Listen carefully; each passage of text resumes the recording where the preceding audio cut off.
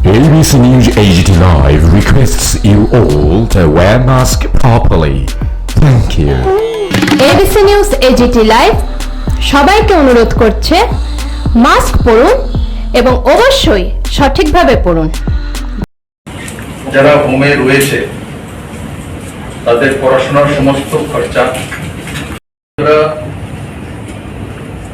Below 18 Covid care centre হোক, Covid dedicated hospitals হোক, এর মধ্যে কেউ গার্জিয়ান পালতে চায় আর সেও সেখানে থাকতে চায়,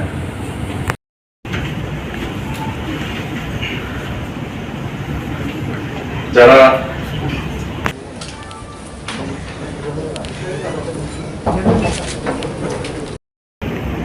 আরো 8টি অক্সিজেন প্লান্ট এবং এনএইচএম এর মাধ্যমে আরো ভ্যাকসিনেটেড স্টেট হিসাবে আজকের দিনে প্রমাণিত আসা যায়, তার জন্য আমরা প্রচেষ্টা করছি।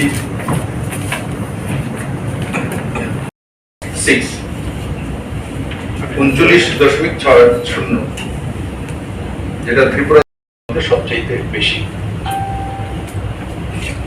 আর ওভারঅল যদি করি তাহলে সেটা তো তার টোটাল ভ্যাকসিনেশন আজকে দিনে, তবে বিলো 18 তো ভ্যাকসিনেশনের যে সিস্টেম রয়েছে তার বাইরে রয়েছে। 3,500 টাকা করে মাসিক যে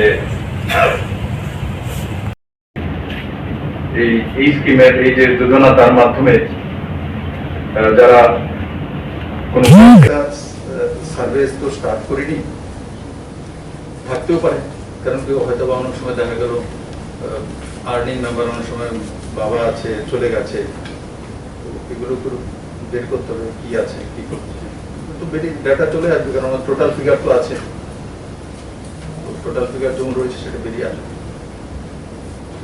এবার কোভিডে কি এবার শিশুদের মধ্যে সংক্রমিত হচ্ছে এরকম কোনো খবর আপনার কাছে আছে না, ফলে কিরকম হয়? ত্রিপুরাতে এটা পার্সেন্টেজ খুব কমই আছে, 2টি না 3টি কেস এমন এসেছিল ছোট শিশু, এবং রিকভারি হয়ে গেছে, তার মধ্যে কোনো শিশুদের মধ্যে কোনো ডেথ কেস নেই। প্রথম কেসটা সাউথে এসেছিল, আমি গিয়েছিলাম প্রবাসে, তখন কিন্তু রিকভারি হয়ে গেছে। কোভিডের কারণে কোনো শিশুর মৃত্যু হয়েছে এমন কেস ত্রিপুরাতে নেই।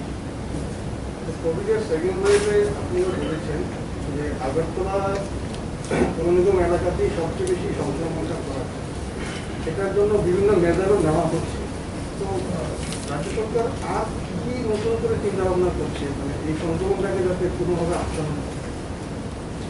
দেখুন, সংক্রমণটা আটকানোর জন্য রাজ্য সরকারের একটা আছে সোশ্যাল ডিস্টেন্সিং মেনটেন করা, আর যেটা যে করোনা কারফিউ আছে সেটাকে আগরতলাবাসীকে আপনাদের মাধ্যমে ধন্যবাদ দেবো। আমি যতটা দেখি, আমি তো রাত্রে রাত্রে ঘুরি, করোনা কারফিউ মানে আগরতলাবাসী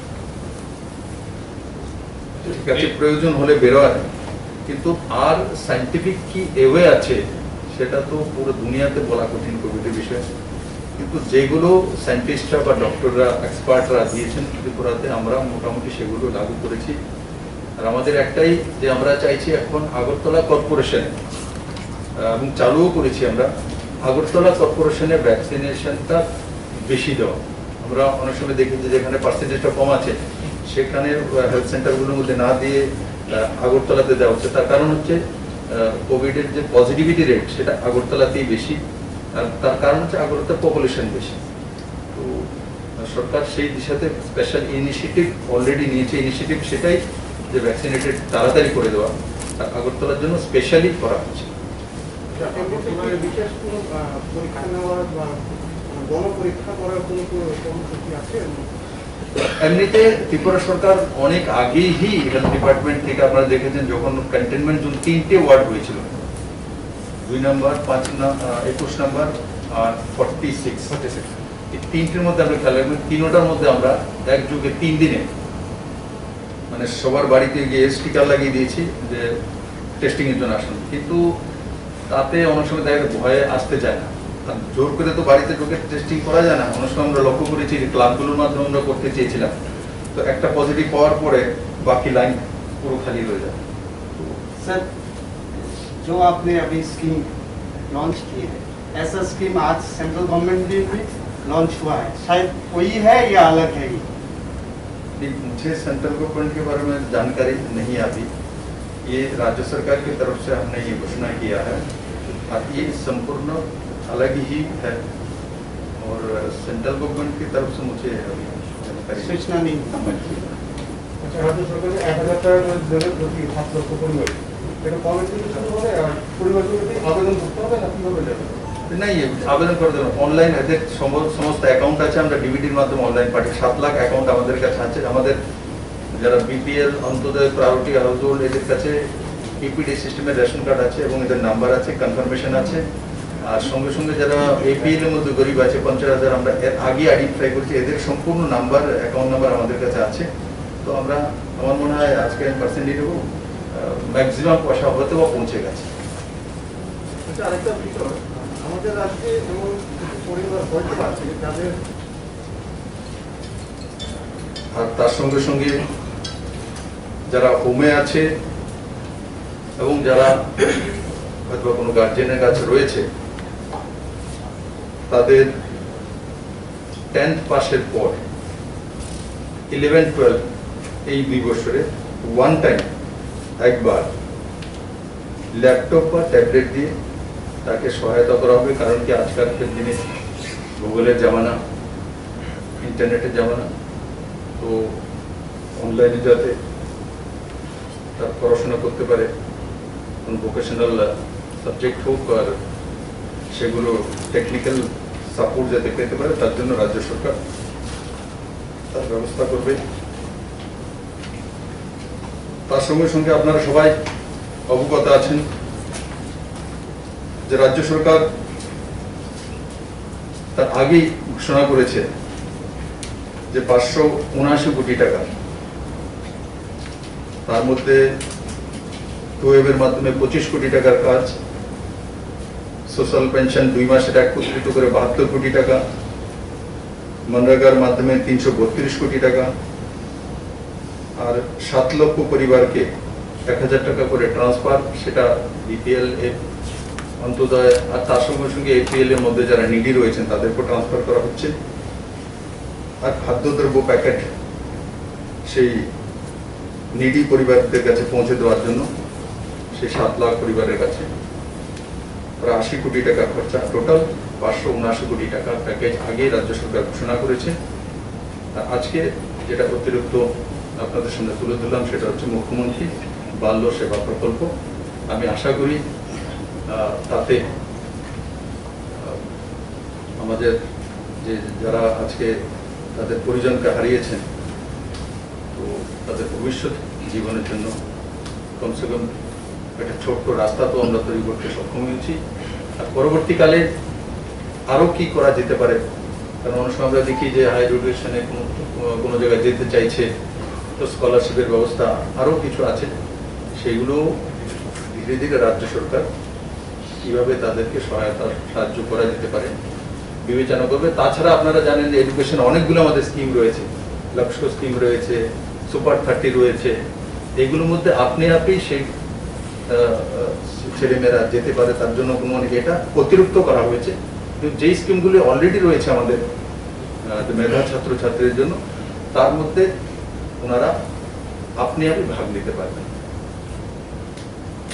আপনাদের মাধ্যমে এই স্কিমটা যাতে সবার কাছে পৌঁছে যায়, সবাই যাতে তার সহায়তা নিতে পারে, সেটি আমার কাম্য। আর আমি উপরওয়ালার কাছে, মা ত্রিপুরেশ্বরী মার কাছে এটাই প্রার্থনা করবো যাতে কোনো ছেলে মেয়ে আমার রাজ্যের মতো অনাথ না হতে পারে, আর কোভিড মহামারীর কারণে যাতে মৃত্যু কারণ না ঘটে, এটা উপরওয়ালার কাছে প্রার্থনা। বাকি হেলথ ডিপার্টমেন্ট আপনারা সবাই অবগত আছেন, সাংবাদিক বন্ধুরা, দিনরাত প্রচেষ্টার চেষ্টা করে যাচ্ছে। ডাক্তাররা, নার্সরা, তার সঙ্গে রিলেটেড যারা সাফাই কর্মী রয়েছেন, অ্যাডমিনিস্ট্রেশন। তো আমি সবার কাছে এটাই বিনম্র নিবেদন থাকবে, আসুন সবাই মিলে এই যুদ্ধকে জয় করি আর এক দুসরেকে সহায়তা করি। ধন্যবাদ। কিছু হ্যাঁ সেই যোজনার নাম হচ্ছে মুখ্যমন্ত্রী বাল্য সেবা প্রকল্প। এই যে কোভিড মহামারী, তাতে অনেক যে শিশু হোক বা বাল্যাবস্থা হোক বা কৈশোরাবস্থা হোক, যে পরিবারজনকে হারিয়েছে, কেউ হয়তো মা বাবা সবাই হারিয়ে গেছে, কেউ নেই, অরফান চিলড্রেন, অনাথ হয়ে গেছে। তো তার জন্য রাজ্য সরকার একটা প্রস্তাব নিয়ে এসছে, আর সেই যোজনার নাম মুখ্যমন্ত্রী বাল্য সেবা প্রকল্প। আর তাতে যারা হয়তোবা হোমে থাকবে না, আমাদের কাছে যে অরফান চিলড্রেনদের রাখার জন্য হোম আছে, 18 বছর পর্যন্ত আমরা হোমে রাখি, কিন্তু এমন বাচ্চা বা এমন আমার শিশুরা রয়েছেন, কৈশোরাবস্থা রয়েছেন, যাদের হয়তোবা তার ঠাকুমা পালতে চায়, তার আত্মীয় স্বজনের মধ্যে কেউ গার্জিয়ান পালতে চায়, আর সেও সেখানে থাকতে চায়। তো তাদের জন্য কোনো স্কিম ছিল না। তো আজকে এই স্কিমের এই যে যোজনা, তার মাধ্যমে যারা কোনো কেয়ারটেকারের কাছে থাকতে চাইবে বা আত্মীয় স্বজন পরিজন, ঠাকুমা হোক, দাদু দিদা, তাদের কাছে থাকতে চাইবে, তো তাদের জন্য রাজ্য সরকার প্রতি মাসে 18 বছর বয়স পর্যন্ত 3,500 টাকা করে মাসিক যে অর্থ প্রদান, তার ব্যবস্থা করবে। তার সঙ্গে সঙ্গে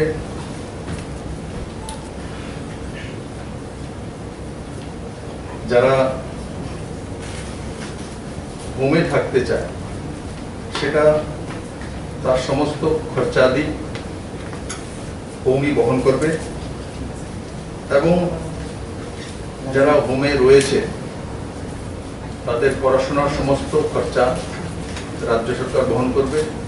আর তার সঙ্গে সঙ্গে যারা কোনো গার্জিয়ানের কাছে থাকবে, যেটা আমি প্রথম বললাম যে 3500 টাকা করে দেবে মাসিক, তো তাদেরও স্কুলিং ফ্রি। তারা হয়তো তার কোনো গ্র্যান্ডফাদারের কাছে রয়েছে বা কোনো লোকাল গার্জিয়ানের কাছে রয়েছে, কারোর উপরে গার্জিয়ান হয়ে তাকে দেখভাল করছে, কিন্তু তাদেরকেও আমরা ফ্রিতে শিক্ষার ব্যবস্থা করব ত্রিপুরার বিভিন্ন স্কুলগুলিতে, গভর্নমেন্ট স্কুলগুলির মধ্যে।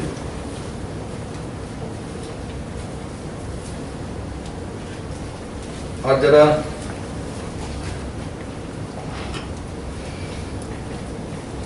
কিশোরী রয়েছে, তাদের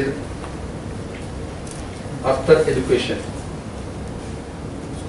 যখন তার বিবাহ সূত্রের ব্যবস্থা হবে, তো ওই সময়ও রাজ্য সরকার সেই বিবাহের জন্য 50,000 টাকা করে এককালীন সাহায্য করবে। বাট দেখা গেছে গতকালকে আমাদের রাজ্যে রেকর্ড সিঙ্গেল ডে ডেথ হয়েছে, তো রিজনটা কি ছিল বা কিরকম স্বাস্থ্য পরিষেবা দেওয়া হচ্ছে?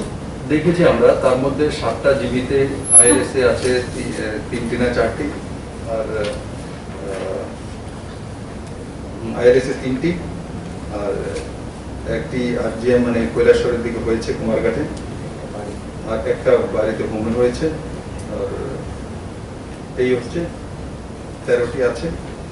তো তার মধ্যে কম এজের একটা 38 আইএলএস হসপিটালে, আর একটা আছে 32। বাকি সবারই ওভার এজ ছিল, কারোর 80, কারোর 70, 60। কিন্তু তবু এইজ হবে বললে সে চলে যাবে, এটা তো আর মানা যায় না। এই দেশে 90 বছর 100 বছরের লোক ত্রিপুরাতেই আছে আমার সঙ্গে দেখা করে 100 বছর। আমি আমাদের হেলথ ব্যবস্থা, ডাক্তারদের পুরো ভরসা আছে, এরা চেষ্টা করছেন। তো সেটা শুধু ত্রিপুরাতে একলা হচ্ছে তেমন নয়, কারণ এবারে যদি আমি ত্রিপুরাতে দেখি যে ফার্টিলিটি যে রেট আছে আমাদের, সেটা 1%-এর কাছাকাছি রয়েছে। তো ওই হিসাবে দেখলে ন্যাশনাল লেভেলে থেকে অনেক নিচে আছে।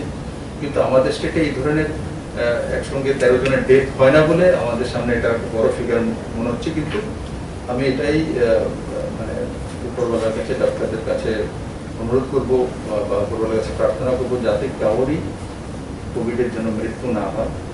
এবং এই ফিগার দেখার পরে সকাল থেকে আমি কয়েকবার এক্সারসাইজ করেছি, মেডিকেল সুপারিনটেন্ডেন্ট বা কোভিড ডেডিকেটেড যে জয়েন্ট ব্লকের হেলথ ডিপার্টমেন্টে আছে ওনার সঙ্গে কথা হয়েছে, সেটাকে কিভাবে আরো রোকা যায়, কেন হয়েছে সেগুলো রাজ্য সরকার স্কুটিনি করছে। তো আমি এটাই বলবো যে ডাক্তারদের উপরে তো বিশ্বাস রাখতে হবে, আমাদের যে ব্যবস্থা আছে তার উপরে বিশ্বাস রাখা উচিত। স্যার, মুখ্যমন্ত্রী বাল্য সেবা প্রকল্প যারা পাবে বয়সটা কত স্যার, কত থেকে কত তারা কি? 18 বছর পর্যন্ত। এমনি তো হোমে এখনো তো এই 18 বছর পর্যন্ত থাকে, কিন্তু এটার মধ্যে একটা ফ্যাসিলিটি হয়ে গেল যে না, কেয়ারটেকারের কাছে থাকলে, আত্মীয় স্বজন পরিজনের কাছে থাকলেও সে 3,500 টাকা পার মান্থ পাবে। আর প্লাস যে এডুকেশন যেটা আছে, হোমে থাকলে তো ফ্রি হয়, এটা এখন বাড়িতে থেকেও কাউকে থাকলে সেটাও ফ্রি পাবে। আর বিবাহের সময় যেটা 50,000 টাকা করে কিশোরীদের ক্ষেত্রে, সেটা রাজ্য সরকার। স্যার, লাস্ট কোয়েশ্চেন, দেখা গেছে বিভিন্ন রাজ্যে এরকম সিচুয়েশন এসেছে আইসিইউ বেড পাওয়া যেত না। আমাদের রাজ্য সরকার কি এরকম কোনো ইনিশিয়েটিভ নিচ্ছে যে তারা অ্যাটলিস্ট ফ্রন্টলাইন ওয়ার্কার যারা আছে তাদের জন্য একটা number of specific ICU bed বা ভেন্টিলেশন রিজার্ভ রাখা হবে? আইসিইউ বেড আমাদের কাছে রিজার্ভ তো এমনিতে রিজার্ভ আছে, যে আমার কাছে এমন কোনো পরিস্থিতি এখনো আসেনি যে আমরা যদি দেখি যে 80% 90% হয়ে গেছে, এমন হয়নি। তখন আমরা দেখবো যে না ভাই, যারা প্রথম সারির যোদ্ধা হিসেবে কাজ করছেন তাদের জন্য রিজার্ভ থাকুক। কিন্তু এখনো এমন জায়গাতে যায়নি যে রিজার্ভ রাখার মতো পরিস্থিতি এসছে। কারণ আমরা দেখেছি যে এখনো জীবিতে যেটা আছে 154 আছে, তো ক্যাপাসিটি 221 আছে।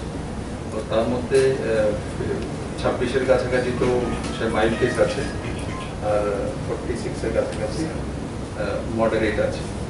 মডারেট আর মাইল্ডকে ছেড়ে দিলে যারা একটু মানে হয়তো অক্সিজেন সাপোর্ট আছে সেটা ওই সংখ্যাটা, তো 46 আর সেটা ছেড়ে দিত। ওই হিসাবে দেখলে আমাদের কাছে অক্সিজেন বেড রয়েছে 221-এর মধ্যে এখনো 70-80 70 to 80 এই ফুলফিল হচ্ছে, বাকি খালি যাচ্ছে। তাছাড়া আমরা তো ডিস্ট্রিক্ট ওয়াইজ এবার ডিসেন্ট্রালাইজ করেছি, সব ডিস্ট্রিক্টেই এবার ভেন্টিলেটর পর্যন্ত রয়েছে। ধন্যবাদ সবাইকে, নমস্কার বন্ধুরা। আমরা এমন একটা পরিস্থিতিতে কাজ করতে হচ্ছে যখন সারা দুনিয়াতে কোভিড মহামারীর সঙ্গে মোকাবেলা করা, রাজ্য সরকারও এবং কেন্দ্র সরকার দোনো মিলেই সেই কোভিড পরিস্থিতি থেকে কিভাবে বেরিয়ে আসা যায় তার জন্য আমরা প্রচেষ্টা করছি।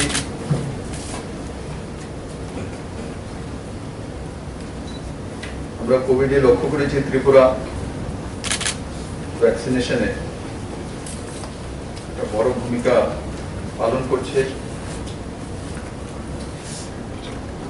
যদি আমরা বিলো 18, কারণ কি ভ্যাকসিনেশন অ্যাবাভ 18 থেকে চলছে, বিলো 18 হচ্ছে না, তো সেটা যদি ছেড়ে দেই তো ত্রিপুরাতে 29%-এর উপরে ভ্যাকসিনেশন হয়ে গেছে, যেটা কি ভারতবর্ষের মধ্যে সবচেয়ে বেশি। আর ওভারঅল যদি করি তাহলে সেটা 26%-এর কাছাকাছি, কিন্তু সেটার মধ্যে তো ওভারঅল টোটাল পপুলেশন আসে।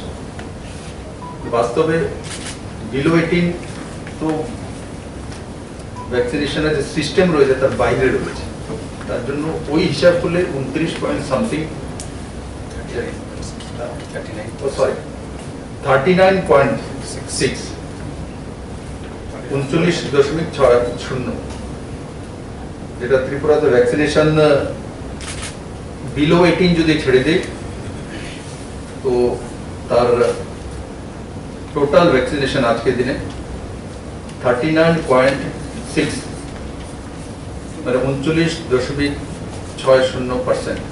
সেটা ভারতবর্ষের মধ্যে সবচেয়ে বেশি ভ্যাকসিনেটেড স্টেট হিসাবে আজকের দিনের প্রমাণিত।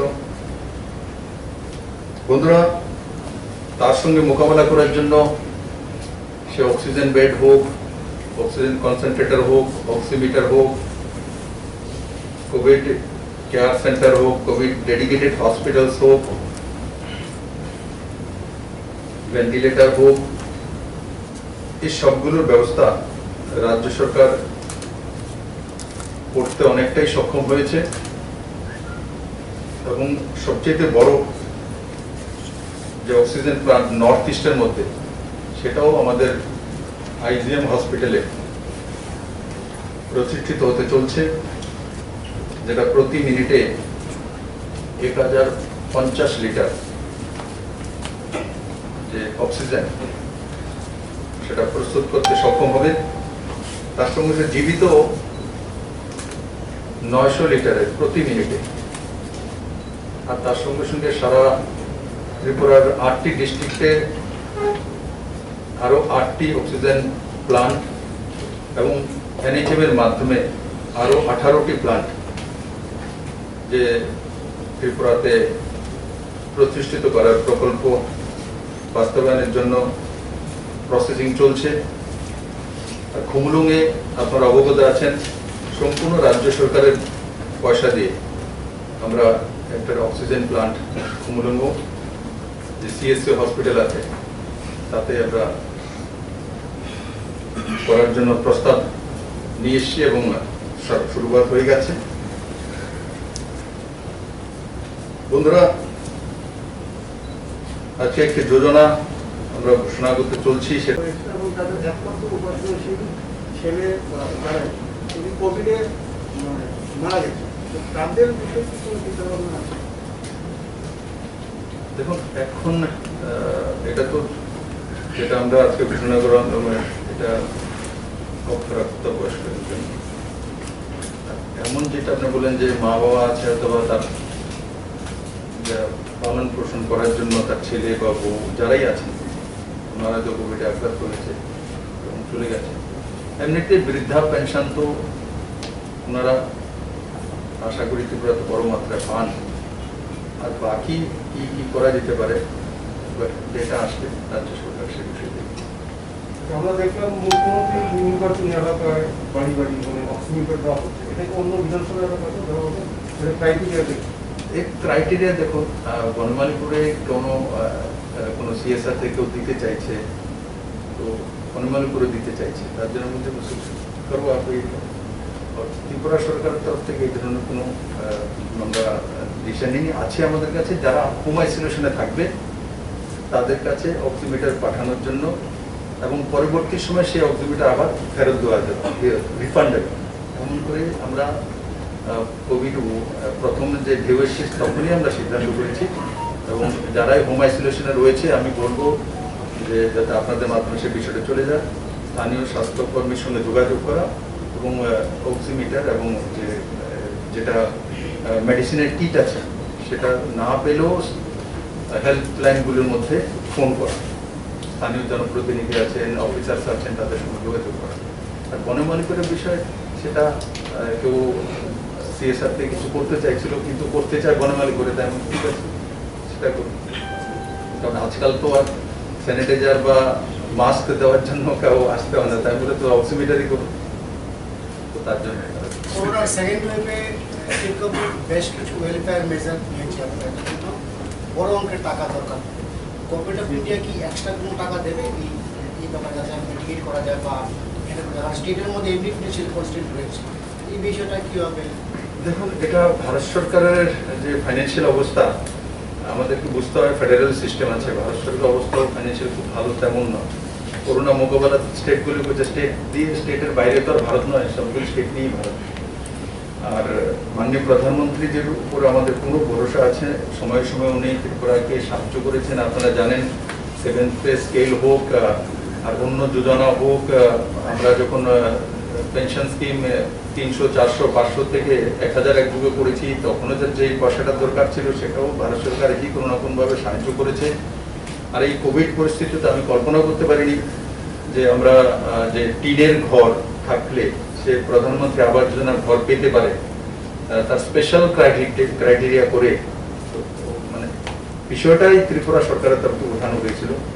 তার জন্য যে 1,60,000 1,60,000 ঘর একসঙ্গে অ্যালটমেন্ট করে দেওয়া ত্রিপুরার জন্য, এতে 2400 কোটি টাকা, মানে 2,400 কোটি টাকা। সেটা ছোট বিষয় না এই সময় স্যাংশন করে দেখি। আমি যখন সেক্রেটারির সঙ্গে কথা বলছিলাম, তো আমাকে বলছে, স্যার আপনার লেটারটা চলে যাক, একবার আপনাকে আরেকবার কথা বলতে হবে। কেন স্যার, তো একসঙ্গে তো দেবে না 1,60,000, প্রশ্নই ওঠে না। ত্রিপুরাতে এই পর্যন্ত আমরা 49,000 আনতে পেরেছিলাম পুরো আমাদের পুরনো সরকার থাকাকালীন। তারপর আমাদের সরকার আসার পর আমরা